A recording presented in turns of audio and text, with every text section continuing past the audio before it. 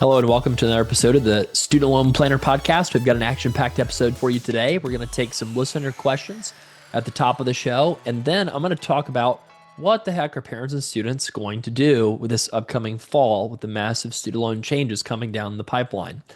So first, we're going to do listener mailbag questions, which will answer a lot of different things. And then again, we're going to tackle this big question later in the show today about what are people going to do for school this coming fall. So let's take a listener question. Thank you so much for taking my question. My question is regarding PSLF buyback. I am a single income home, so no non-joint questions. Back in September of 2023, I did recertify my income with my 2022 tax returns, and I was placed on the SAVE plan with $0 payments for that following year. In August of 2024, I was placed on the SAVE forbearance and was on that forbearance for 12 months. 2 of those months in the middle, I did get placed on administrative forbearance, so 2 of those months did count towards my PSLF forgiveness. But in August of 2025, I recertified with my 2024 tax returns and was placed on pay with a monthly payment above $0. My question is, when I go to apply for buyback, will they use the $0 payment I was making under SAVE prior to the SAVE forbearance, the one that I did with my 2022 tax returns, or will they go with my current payments under pay that were recertified with my 2024 tax returns, or will they have me submit my 2023 tax returns, which have never been submitted, to certify a completely independent payment calculation for that calendar year of August 2024 to July 2025. Any clarification you can give would be amazing. I didn't know if having those 2 administrative forbearance months right in the middle of that SAVE forbearance would make it be considered less than a year of buyback needed, because I'm technically only needing to buy back 10 months. So if you can answer those questions and help us all out, that'd be awesome, and you're amazing. Thank you so much. So if you think about the buyback program, it specifically says if your forbearance lasts longer than 12 months, they're allowed to look at the tax returns for the years in question. That's the official rules. And so if somebody is SAVE and then they administrative forbearance and then they got into the pay program, it's kind of irrelevant in the sense of what your different payments were. What they're supposed to do is if the buyback period is longer than a 12-month kind of window, which it sounds like this is, or close to it, then they're supposed to look at the taxable income from every calendar year in question and calculate a payment.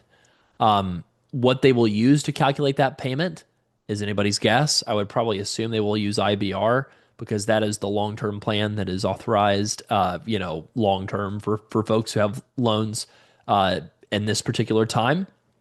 But it's anybody's guess. I mean, I've heard of people, getting calculations made on the repay plan. I mean, it's just all over the place with buyback because, they don't really have much of a process to efficiently look at these applications. So I would just say go for buyback, but don't plan on it because ultimately we don't know if they're going to junk the whole program at some point in the near future. So, unfortunately, they're probably going to be looking at your tax returns when you get around to submitting buyback, which you want to do once you're at 120 months of total credit. Let's take another listener question. Hey Travis, my name is Dan. I'm a first-year attending pediatrician and longtime listener. I frequently advocate for others to listen to your podcast and check out your site. Thank you for all the amazing work you do, your calculators, and thanks for all of your recent words of encouragement and perspective. I just want you to know it goes a long way and definitely appreciate it. My question might be simple, but I just want to make sure I was doing it correctly. I'm not sure it's simply spelled on your website, and maybe it could be helpful for other listeners. And maybe it's intentionally like that. My income has risen since I'm no longer a resident, so I wanted to try delaying the federal tax return strategy that you've suggested. I pulled up the student loan data and I found my IDR plan anniversary date to be July 20th, 2026. So I was anticipating a recert date of maybe May 20th, 2026. Either way, it's going to be before October. I revoked my consent for the Department of Ed to access the tax info and just in case they decide to auto recertify, but maybe this wasn't necessary. So really, am I understanding things correctly? Is it really as simple as one, submit my delayed tax return via the 4868 form and whatever money that I estimate? Two, wait until May, my recertification date. And then three, just submit my old tax return from 2024. If I give the Department of Ed consent, will they just use the 2024 tax return anyway? I don't know. Just wanted to see if I'm understanding things correctly, and maybe this discussion could be helpful for other listeners. Thanks again for everything you do, and hope you have a great rest of your day. So what Dan's referencing is a strategy where if your income is going up a lot, you can essentially strategically delay filing your tax return in the hopes that they use your old tax return to certify your IDR payment. Now, there's nothing illegal at all about this. You can do it in a tax filing extension. Anybody can for any reason whatsoever. So the smart move is to actually not revoke consent for the IRS to share your information, because if you're filing an extension, they don't have that new tax return to go off of, right? So you actually want to give your consent to share either IRS information with your servicer. So you can actually give them that consent. The key part of this strategy is if your IDR certification date is happening kind of in this May to July kind of window where it's after the April tax return deadline, but it's before the October final return, deadline for extensions. What you do is you file the tax return extension, and then you wait to submit your tax return until sometime in October. And then if that's the case, they will most likely use your old tax return to recertify your IDR payment. So for somebody who's an attending, that means, if you're bringing a lower income during training, that might get you a whole extra year of lower payments than you would otherwise have. So it can be a really valuable strategy. It's certainly something that we actively, help people figure out in our tax business that we operate. Is we look at people's recertification dates. We think when would be a smart time for them to file their final returns to maximize their savings. So I think that the thing that might have gotten miscommunicated for me is that you don't need to revoke consent to share data with IRS. You just have to make sure you file an extension and don't turn in your final tax return until well after your recertification date. And of course, if your recertification date is in like November or December, then there's no real point in doing an extension probably in that case, because you're going to be using that prior year tax return anyway, because that's past the mid-October deadline for filing final returns. So let's take another listener question. Hi, Travis. This is Candace. I really appreciate all the things that you guys are doing to keep us abreast of all the latest changes, as frustrating as it might be. Super appreciate all that you're doing. I have a scenario that I wanted to share and see if I could get some input. There's a student who's enrolled in college as a sophomore, and the parent has taken out 2 Parent PLUS loans over the last 2 years. And their plan is to continue to take out the Parent PLUS loans for the students' remaining years in college. Should they be consolidating the 2 loans that they have now in order to benefit from the, whatever repayment plan options they have? And then if that is the case, what would they do with the last 2 loans or last remaining loans, I'm assuming 2, for the students' remaining time in college? And then what happens with those 2 loans? But then also, is there a current calculator to use to estimate what the payments might be? The studentaid.gov site has their estimator, but it's utilizing all the older repayment options. So if you're looking for, say, new IBR or, what options are available after the after the July 1 time, is there a current calculator that's available somewhere that students and families can use to estimate what their potential payment might be before they select a plan? Again, thank you so much. So this is actually what I'm going to talk about later in today's podcast. But I mean, our website is probably the best option to look at what folks will have access to with the WRAP plan. So studentloanplanner.com, you can look in our menu and you'll see a lot of different calculators that we have for people. But the big problem that's going to be faced by parents out there is if somebody's a sophomore going into their junior year and they've got 2 more years to borrow for school, if you take out any additional loans, you're ineligible for the WRAP plan and you're ineligible for everything if you're a parent. I'm going to talk about that in a little bit about the implications for that. But a lot of people are going to have to make some really tough decisions this fall about what to do with financing. I'm going to talk about that a little bit later in today's show because it's really relevant to what I'm going to talk about next after we're done with the listener question. So let's take one more listener question. Hello. I am coming up on my recertification date, which is May 15th of this year. And I haven't recertified since before the pandemic. In fact, I've never paid on my student loans. And I'm wondering, my income did go up this year, so I'm wondering if it's worth it to file a tax extension, even though, it's April that taxes are due. It's not that far before, and if there's any possibility that the recertification deadline could be pushed back again. Thank you. Bye. Okay, yeah, this one's a little bit of an easy one. The short answer is yes, file an extension. Your income went up, so probably that means you're going to get a lower payment by doing an extension, unless you get a capped payment on something like IBR, in which case it wouldn't be relevant. But most likely you'll get a lower payment, so it makes sense to do an extension since this person mentioned their deadline for IDR recertification is in May. And is there a chance that it'll get extended again? Of course, there's always a chance. Do I think it's likely? No. If anything, I think they might if they do extend it, though, I will say probably they would do it because they would make an excuse about needing to have the WRAP plan available first before they force people to recertify. But we will see. We'll be monitoring that. And of course, we'll share that information with y'all when we hear it. So that's all for the listener voicemails. If you want to ask your own question, know that you can go to studentloanplanner.com/voicemail and ask whatever question you want. It can be about student loans. It can be about life. It can be about whatever you want. And if it's a good question, we'll feature it in the podcast. You probably have like an 80-90% chance of getting featured. The only ones we don't feature are the ones that are maybe like, way too long, like 4 or 5 minutes or something like that. So try to keep the question, 30 seconds to a couple minutes. We hope to feature your question on a future podcast episode. That's studentloanplanner.com/voicemail. And now I want to pivot to talking about the main idea of today's pod, which is what will parents and students do this coming fall with financing higher education. So let's dive in. So here's the big thing that people need to think about. If you have anybody in your family or you know somebody that's taking out loans after July 2026, or maybe you are, or even just maybe it's a friend of a friend, just so that you can be knowledgeable about what's going down. So if you take out at least one loan after July 2026, you are blocked from everything but the WRAP plan.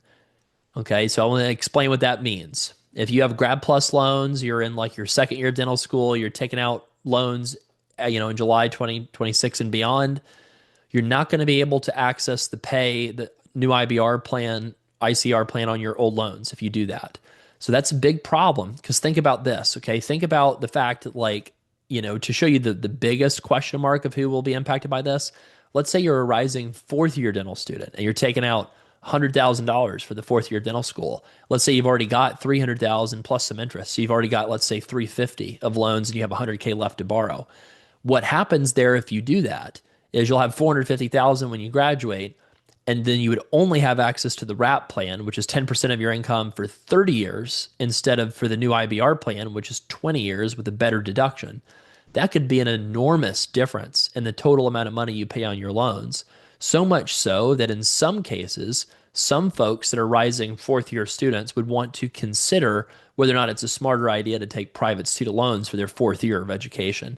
Now, that's not a good idea if you're eligible for the PSLF program, because PSLF is going to be 10 years with WRAP and it's 10 years with new IBR. So there's only a moderate payment difference between the two in most cases, unless you have like 8 children or something. And so if you think about the difference in the payments, that's not a big driver. So go ahead and take out the max loans. Go take advantage of being grandfathered in. So in other words, med students take out every last dime of federal Grad PLUS loans that you can after July 2026 because you still have access to PSLF via the RAP plan. You might as well. Even if you don't get the RAP plan, or PSLF, even if you don't do PSLF, the RAP plan has an option for interest subsidies that will keep the loans at bay during residency and fellowship. So that's a good plan, even if you're eventually going to pay the loans off. So med students that are, borrowing still wave it all in. But for folks who are like vet students or dental students or even law students that are not going to be doing the public interest law path with PSLF, if you're doing private sector, then yeah, you can be grandfathered in with Grad PLUS borrowing limits, but you're going to be having to get shoved onto the RAP plan, which again is 30 years if you're not doing PSLF, you're in the private sector, instead of the much more generous 20 years with new IBR, which is a long-term plan for people who have no new loans after July 2026. So do you want to pay an extra decade to take out loans in your fourth year of school or third year if you're in law school? Probably not. But would you want to do it if you're in first or second year of a program? You probably should, because then you at least can treat your loans like an income tax and pay 10% of income instead of have it be something like a big monthly payment, right? Now that's for people who are students themselves borrowing for graduate or professional school. It's a totally different animal if you are a parent borrowing on behalf of a child. So this is really concerning. I would say it's almost built to blow up. I don't think it was built to blow up intentionally. I think it was just a product of the reconciliation bill being rushed through without as much thought being put into it as maybe there could have been. So what is going to happen with Parent Plus borrowers is if you take out at least one loan, even a small loan, after July 2026, all of your existing loans are ineligible for IBR and pay and ICR. That's bad news, right? Think about having 400,000 of loans and you have gotten two kids through school and you're waiting on the third and you have one more year to go. Do you want to take out $50,000 or $100,000 and have your entire 400K something balance made inaccessible to IBR? That's bad, right? Now, for Parent Plus borrowers, you also are blocked after July 2026 from ever accessing the RAP plan, the RAP plan. So because that's the only option for IDR after July 2026, and Parent Plus borrowers and even people who consolidated Parent Plus are excluded from the RAP plan explicitly in the law. You can't access RAP. And then if you take out at least one loan after July 2026, you're blocked from accessing the IBR plans as a Parent Plus borrower. So effectively, Parent Plus folks are in a terrible situation right now if they're needing to continue borrowing for future semesters, because you're grandfathered in. The schools will tell you, hey, go borrow because we need to get paid. We want to keep your kid in school and have them graduate. So the schools are not going to want to give you a cheaper price. They're going to want to tell you the price is the price and we need you to pay it. And oh, by the way, you can easily do it by consenting to Parent Plus loans. But what they are going to be incentivized to not make very clear to you is that will cause you to lose access to every affordable repayment plan if you do that. So that is a real mess. It was not thought through. And if I had to gamble, I would gamble the fact that eventually, if there's a Democratic administration in the future, that they will probably fix this. But I would also not want to gamble my personal finances and my own retirement on that happening. So I've had some people say, well, I want to see if there's a way that I can become a professional student again or stay enrolled enough to do in-school deferment so that the bill never comes due.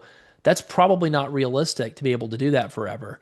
And if you think about the impact of taking out home equity loan or a private student loan for year 4 of someone's education, that could be an enormous burden because it'll be a large monthly payment, right? It'll be a big amount of money you have to actually pay back versus just have something that there's no marginal cost to it because you're just adding it on to a balance that's going to be paid back as a percent of your income anyway. So this is a really big challenge that families are going to be facing this fall. The folks that are in their third or fourth year of dental vet med school, those folks are going to have decisions to make that are going to be impacting them. But by far the biggest impact is going to be having something affordable versus nothing at all. And that's going to be faced by parents that are needing to borrow for their children's undergrad education this coming fall.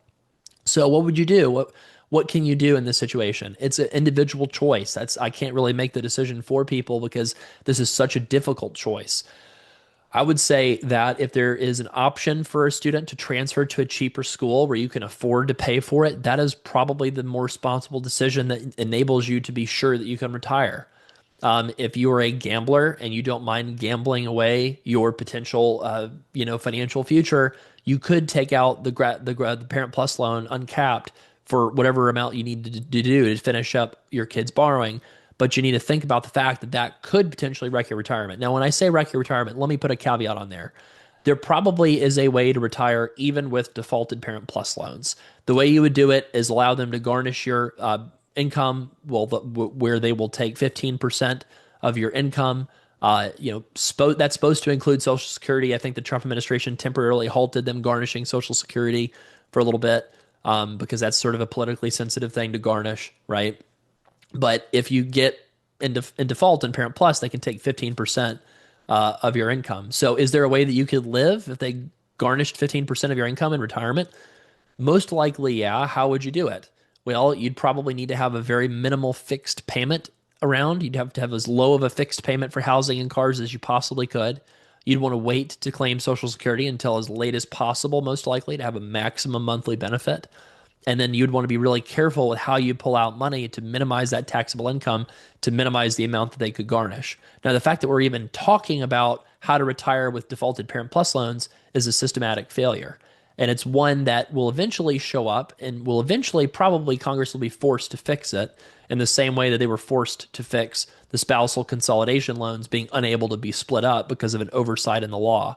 So I think this is a much bigger oversight than the spousal consolidation loans, because that affected several hundred people. This affects tens of thousands, if not hundreds of thousands of borrowers that are going to be forced into default because of the way this bill was written. So it's a real difficult decision. I will say if you can easily borrow private loans or a home equity loan for your fourth year of one child's education for fall 2026, it's probably best to do that and not take out any Parent Plus loans. If you have a child in like first year that you've already borrowed a ton of Parent Plus loans, and you have other children that you've borrowed a ton of Parent Plus loans for too, you might weigh the pros and cons of taking the risk of taking out so much in loans that you might have to become a professional student to do in-school deferment, or that you might strategically default on your Parent Plus loans. I'm not saying that that's something that I would recommend, but I'm saying it's something that some people will think about. I think that it's always best to keep all the Parent Plus loans in one parent's name instead of two, right? You always want to try to focus all the debt on one parent just in case, because the debt is forgiven in the event of death. So it's in general, it's better to have it go in the name of the lower income earner and the one who might pass away first, actuarially speaking.